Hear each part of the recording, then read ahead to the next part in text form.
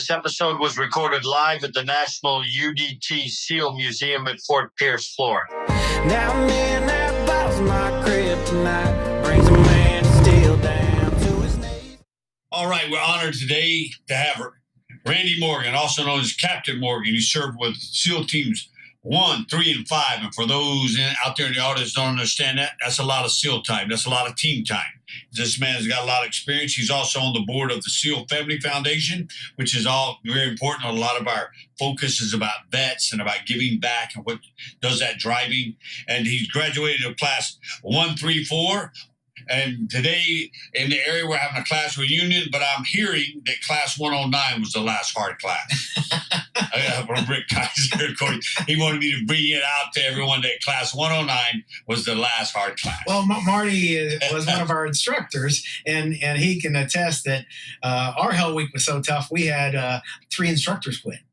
Oh, I like that. See, I'm going to use that. I like that one. I'm going to use that one in the future. This selection was so tough that 3 of the instructors quit. They got more tired than we did. Anyway, we're going to have we thank you for, first of all, I know you hear it all the time. And people tell me thank you for my service. I thank you for your service. But most of the time, we want to tell them we wouldn't change a thing. We had a blast. And, we changed some things along the way, but it was great to serve, and the more importantly, the brotherhood that's founded and starts up and continues through the rest of our life. And those that tell me, say thank you, and I come back to them and say thank you for supporting us, and supporting this great country. The museum would not be here if it wasn't for these great patriots out there, donors all across. The Family Foundation would not be there. People have pulled; they did not have the chance to serve. For many factors, but they said, "How can I help?" And that's what's making our nation great. Well, it's an echoing theme today. It's interesting as I go through some of your colleagues and former colleagues who talk about it. It's resounding the community and the tribe, the camaraderie, and the idea to give back. And then there are those who maybe weren't a SEAL or weren't in Special Forces, but they're patriots, and they know what you've done. They know what the various SEAL foundations do and for our veterans, and they want to be a part of it. And I think that's very important. And that's part of what we're doing, obviously, on this podcast, is reaching out to a different audience at a public venue to let them know kind of like what we've done, what you've done in your service, and also what you're continuing to do. Because obviously, the focus on you giving back. A member of the family. It's funny, and it's not funny, but it's poignant because in my job, a former senior CIA officer, and the families often suffer. I mean, we go out, we do our thing, leave our families. And I find you're on the Family Foundation because the families suffer in silence. And there are problems going on there. You don't know what's going on. You're downrange. Right. You're trying to keep you and your buddies alive. You come back, and little do you know that your wife and your children, they've been going through hell. But a different sort of hell. And so, I thank you for, obviously, that's a big focus. So I want to talk a little bit about what you guys are doing on the Family Foundation. Well, the Family Foundation is it's very small, and it's a great bunch of donors. And it's interesting what taught me to the Family Foundation, and I'm really the military guy on the board. Kind of the Family Foundation only responds. They work with the commanders of the SEAL community, the NSW, and say, where do you have a need? Now, the history is I came in the Navy, went to SEAL training in 85. Our first largest deployment of military forces and naval amphibious forces and SEAL forces was Desert Storm. Oh. Huge. And we deployed, and we found out that attitude in the military back then was, and I can remember a chief coming up and one young guy saying, well, geez, my wife is having, he says, there was no wife in your sea bag when you were in the Navy. You were then issued a wife. And that was an afterthought. So, and that was kind of our culture. I would say across all the military. Yeah. And we found out that we started doing things for families.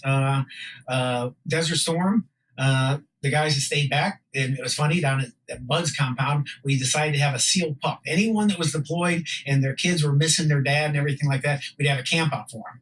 And it was a mess because it was just the wives would go out wine drinking, they just drop their kids off. And now we let them shoot guns, we let them over the beach, we had them all camp out all night. A different idea of babysitting. We took them to the chow hall for dinner, we'll come on boat rides and things like that. And that became kind of a tradition, but that was out of pocket.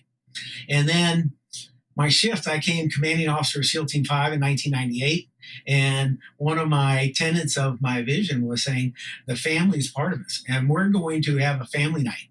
And, if you're going to have the family come over, you're going to bring some counselors, talk about the deployment, pre-deployment. I would tell them exactly where their husband's going. And I'd say, I have trust with that. Yeah. And I'd say, it was no more of this. I'm deploying for 6 months. I can't talk to you anymore, right? That was kind of our attitude. Yeah. And I said, we're going to keep open comms. And as you know, when a military member deploys, the first thing that happens is the water heater breaks. The kid gets, your dog goes out and bites the neighbor. And then the kid gets thrown out of school for acting up, And we had one young girl come up. I had a strong ombudsman and our water heater break. I told Master Chief Chamberlain, I said, get a team out there. We got guys who can replace a water heater. Go to Home Depot and replace it.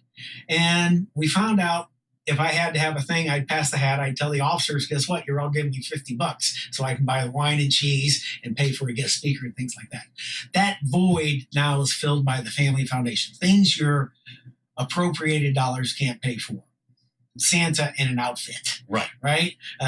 Dressing up for Halloween candy for the kids at your Christmas party. And it's kind of a soft thing. They do a lot of resilient programs. It's run by Cindy Axelson. She's a Gold Star spouse of Matt Axelson that was killed in a maybe lone survivor. So I love the Family Foundation, but I think it was more of what, I learned there was a gap in how we operated as a force, and we're a great force. We're great leaders in our force, and we transformed. And now it's just as important. We're there at the graduation dinners when a SEAL graduates. The night before, we endear the family, including the grandparents, the parents, and says, "You are now part of the family." The wife gets a pin. She says, "You are now part of the sisterhood." And there are people there for that. And it's a very touching thing. It's kind of soft, but it's touching. And I also speak at it's kind of fun. I like to go to the Hell Week breakfasts, and we bring the families. The week after Hell Week, they host a breakfast for these guys. And really? It was one donor said, "I'm going to infinitum do Hell Week breakfast for the rest of life." And I'm impressed you guys are getting a little touchy-feely these days. It's touchy-feely. I'm impressed. It's not hardcore programs like some great foundations. SEAL Foundation out there, multi-million of scholarships. Soft Warrior Foundation taking care of tuition for kids.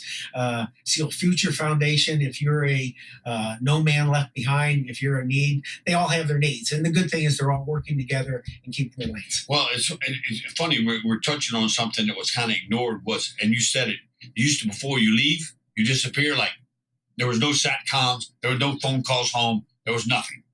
You leave and you're exactly right. The commanders at home are stuck with whatever problem there is, you're stuck with it. And you can't leave them struggling on their own. But it's interesting. I mean, I love that concept of bringing the families in, saying you're now part of the team. Hell Week, yeah, they've been through Hell Week. So, you learn lessons. My first platoon commander at Team 3, and we actually some interesting things. We had the CO was Gary Stubblefield, and he had some agency background and really kind of pushed the edge of what are we going to fight next. We were in a peacetime war, doing a lot of FID missions, bilaterals, and it was interesting. And we had kind of a recall platoon in case there was a quick reaction force or something, things like that. And we had beepers, right? Back in the day, you would have had a beeper. And I came back the first time, and SEALs have their personalities. And that's what you got to love about them. And I came back the first time, a young platoon, my first platoon, a platoon commander got fired, and I just took over. And because I just actually graduated from BUD/S. And they said, "You're Lieutenant, you're a surface warfare officer. Here's your trident. Now you're the platoon commander." I said, "You got it. I can do that." And we came back to doing a lot of training and things like that. I finally I said to me, "Let's have a party for the family, a potluck with the kids come over, jumping in the backyard." I thought I was crazy. And the wife came up to me and she says, "Man, and they met Lieutenant Morgan. I said, I hate you. And she said, every time you guys come back from training on Friday, my husband's beeper goes off and he's gone for the weekend. You guys, can you stop that weekend training? Lo and behold, these guys were, they'd call the beeper number and they'd all go to Mexico surfing for the weekend, and the wives would go to Vegas. I'm like, come on. And guys. you're the bad guy. And I'm the bad guy. And you're the bad guy. I was recalling. We know the beeper trick. We know the beeper trick where a guy says, listen, I'm in a shit show tonight. You guys got to hit my beeper and get me out of there. And then beeper cover story. We call it the beeper cover story. That's right. And I was a victim of it. So. I like that. I like hearing it from the other end. Yeah. You're the commander, and you're like, what? And all the wives are looking at you like you're the devil. I like that. But I like the SALT approach. It's interesting because obviously we do have formal foundations. Warriors Haven, that's what we're involved in at the Hat. Great organization. And we're helping obviously transition veterans into a hard skill set and teach them skills. I read about it, and that's fantastic. It's right on my lane. I do work a lot with some of them on transition. I helped out where the Family Foundation funded the Honor Foundation as a startup, right. And that's doing some great things across all special operations. Yeah, and they're a great organization. I have my own opinions on transition, and I do a little bit of work. I have a degree in industrial psychology, and well, we better not talk very long. How to transition into the military, the workforce, and there's a lot of work to be done there. And obviously, there's probably more. We're not filling that need. It's funny, in recent years, veterans organizations like obviously the museum, Navy SEAL Foundation, some other, Green Berets, the special ops community, others have focused on their giving back their teams. And it's probably not enough, but there's a general awareness that we had young men at war for 20 years. Right. And look, when I came up, we had some incidents along the way. You hit it and go, and you go back home. Right. But we were rotating warriors in, young men and women, for 20 years. Iraq, Afghanistan, gone, in, out. And that takes a toll. Right. That takes a toll. You don't just have one bad firefight. You got a lot of images rolling around. And so now I'm happy to see, and although it's probably not enough, is that organizations such as SEALs, Special Ops community, are trying to figure out ways to, okay, we know we have a problem, let's address it. Let's fix it. And the combat arms guys, the SEALs, and I relate it. I think it goes with Marine Corps infantry. Yes. It goes with Army infantry. You're a firefighter. You've got the brotherhood, the camaraderie. That's right. I don't go anywhere. And my left and right, my two buddies, I don't have to worry about me being ready because they take care of me and I take care of them. Yeah. And then now they transition. And first of all, the Navy, and I think a lot of the service is done. I mean, if you are a CB, commercial driver's license things, they've worked with Department of Labor, you can go work there. You're a Navy firefighter, you work the Fed Fire program, you can go into the fire. There you have skill sets that transferred in, whether that's what you want to do. Now, I'm a combat arms guy, and LEO, do I continue, law enforcement, do I continue to do that, or what do I do? And again, there's a lot of things, what color's my parachute and all that stuff. But I mean, I personally think that they're looking for responsibility, and a lot of them are, what's my next career? And if their motivation is saying, hey, I have a great retirement, I talked to them, I said, hey, you can get a job doing your skill set, supporting the active duty SEALs, the contractor force as an instructor, arms support, range support. Nice little San Diego. I can tell you the job range because my company hired 72 vets last year, and you're going to make somewhere between 80 and 110,000. And plus your retirement. Yeah, and you're going to work 40 hours a week. And my advice to them, and some take it to heart, I said, how many hours a week did you work when you were an active duty SEAL or you were a training element? And it's in the 80s, 90s. Yes, absolutely. And if I accrue it on a deployment, it's even more than that. I said, one of the best, she was a first-class diver. She was maintaining diving rigs at the SEAL teams in East Coast. And real good. I mean, she knew all about all the maintenance and all that, the systems, because it is a combat system, very complex. Diver life support systems, you need to have great people there. And I said, all of them, get a side gig, whether you're going to school, getting a real estate license. And she said, you know what? I have a craftsman thing. And she said, we're standing up a business and we invested into the engraving machine and online sales. And if you're a Navy diver or an Army diver, you get your engraved mug, engraved anything from her. They make it right in their garage about 10 hours a week and ship them out. And it's a lucrative business. And people love it. And people love it. And she found that's it. I said, but find something else, whether it's working for a nonprofit, things like that. So, but what are you doing now, these days? Obviously, you're focused on the family foundation, all this. Your business, on the business side, is it anything?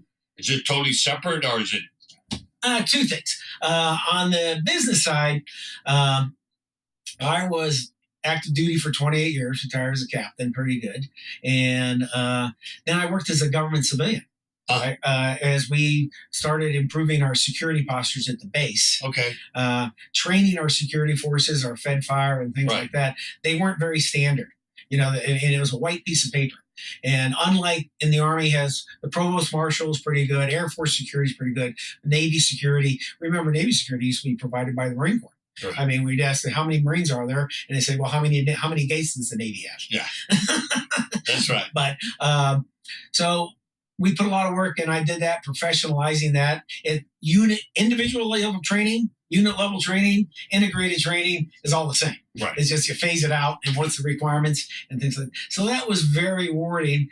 That said, that got me up to speed on government contracting. So, which is a big deal. I started working people don't understand that. 2 companies, service disabled vet-owned companies. All right. And a part owner, but more of a consultant role in a couple of them, and saying, you want to get into that business. And they're putting set-asides.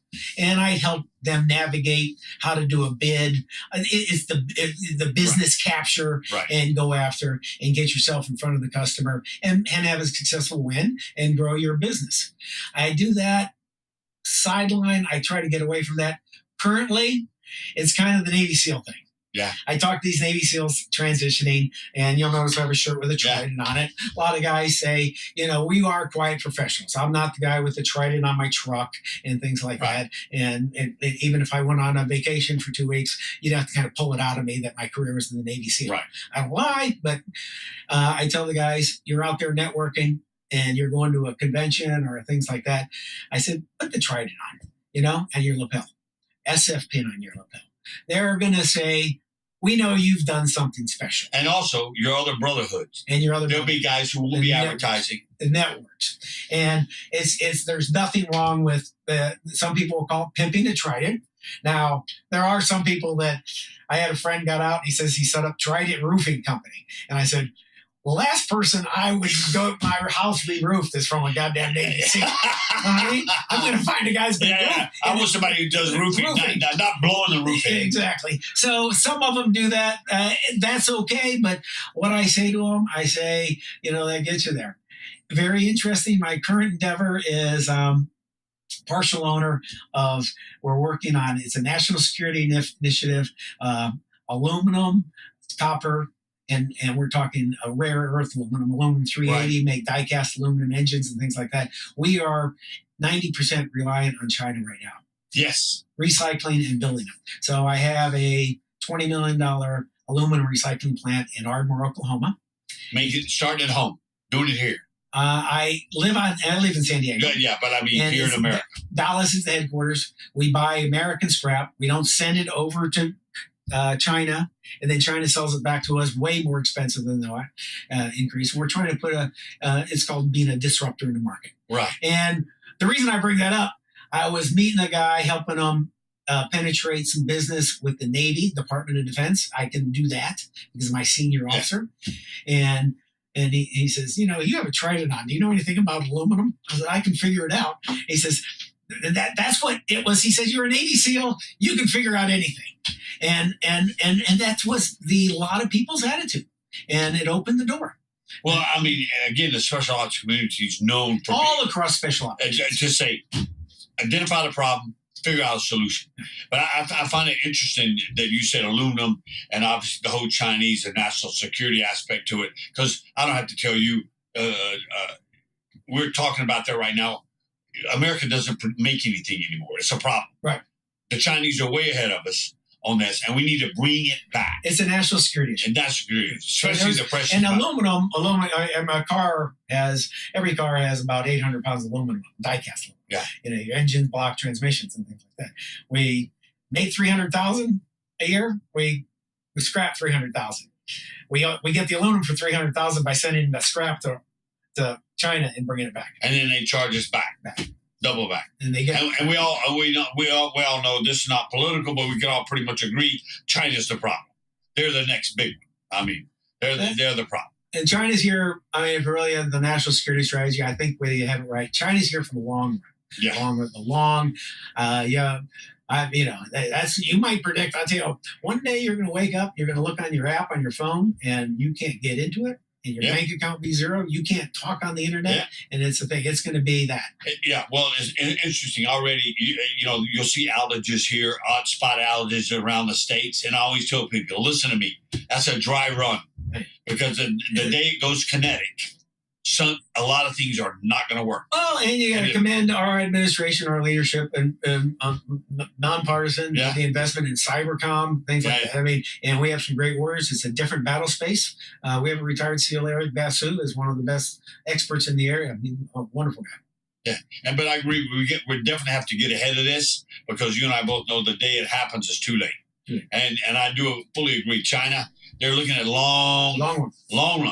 Well, I went up to, my daughter almost went to UCLA. Uh-oh. Have you ever been to UCLA? Uh-oh. UCLA is 50, it's a great school, but there is a lot of Chinese students. Well, and the money that goes in there from China, influencing that is unbelievable. Well, there was a Chinese defector. There was the same Russian philosophy. They're a Chinese defector, and basically it called out the 5 chapters of Destroying America. Mm-hmm. 5 chapters of Destroying America. And he's interviewed. He defected, and he talks about infiltrate the universities, have a lack of faith in the family unit and the church and the institutions. America will only be destroyed from within.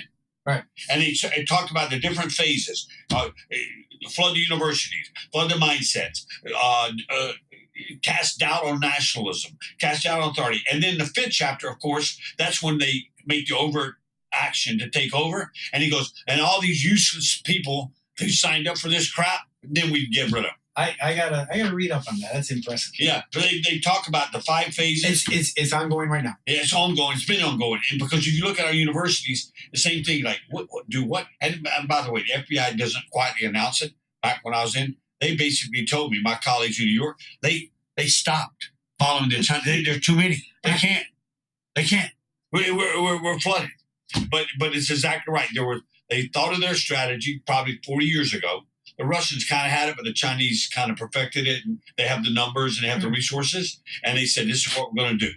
And you see it in our universities. You see it. And again, at the same time, talk about influence. I don't know about quickly. Back in the day, you go into a country, a CIA operation, and you recruit one journalist, right, to write nasty shit about the Russians or the president, right? And you pay him a little money on the side.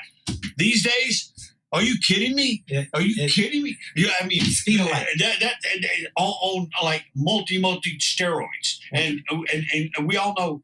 I can say, Randy, I'm going to get a bunch of things named Randy on here in the next day. Buy Randy's shirts, buy Randy's this, Randy's burgers. I mean, you'll have because this phone will pick up, and next thing you know, the algorithms are throwing it at me. Well, I have a 22-year-old daughter, and I, hang out and I screen all her boyfriends. I ask them what their favorite. Would you do that? And I ask them what their favorite number is. Is it 556 or 762?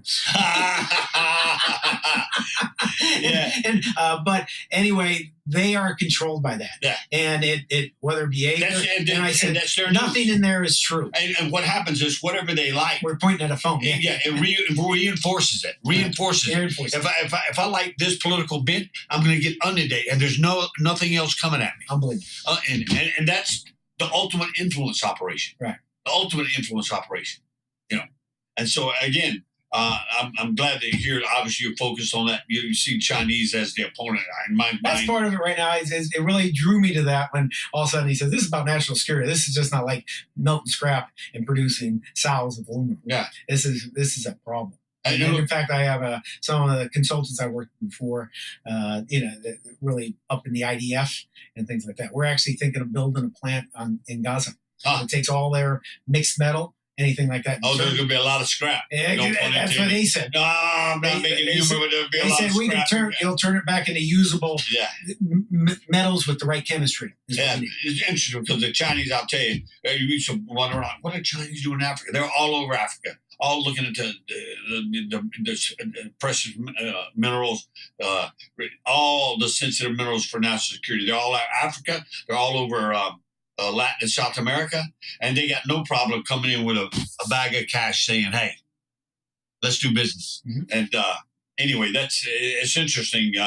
The next challenge we'll face, hopefully it won't be in our lifetime, but I have a daughter too. She's a new lawyer, and our daughters, I got a feeling they're going to be having to face this challenge or have people around them, their generation that does. Yeah. So in fact, next Wednesday I'm having a panel at DC on national security and precious metals. I'm like, why am I qualified for that? But we got to go get them. And we gave them away. We gave them away in Afghanistan. Yeah. We gave them away in several places. We just gave them away. But hopefully we rethink that. But my number one, I'm out in Coronado now, stay connected with the SEAL teams. And that's what kind of brought me here today. I have 134 out of 22 that graduated. We have 14 of us out here. And I would not say we're the model of all classes. I was just talking to a young guy, and he says 99. He doesn't remember any of the guys he graduated with and things like that. I do think I was the class leader. I think as the class leader, you have a covenant leadership to reach back and say, "How are you doing?" Yeah, we spread blood, sweat, tears, laughs, and beers at SEAL training, led by some great individuals. The people that shape our community, and they're called BUDS instructors. Yeah. And that's where all these lessons that I've learned and put in place, taking care of the family, making sure that when you stand up a unit, find out your center of gravity. And the center of gravity for our operational forces, I say the SEAL teams because that's all I was at, is our senior enlisted. When I say senior enlisted, first class party officer up to the master chiefs. And they make it happen. And Captain Morgan, thank you. Thank you for today. Thank you for your smile. Thank you for what you're doing. And I hope to see you again, sir. All right. Thank you.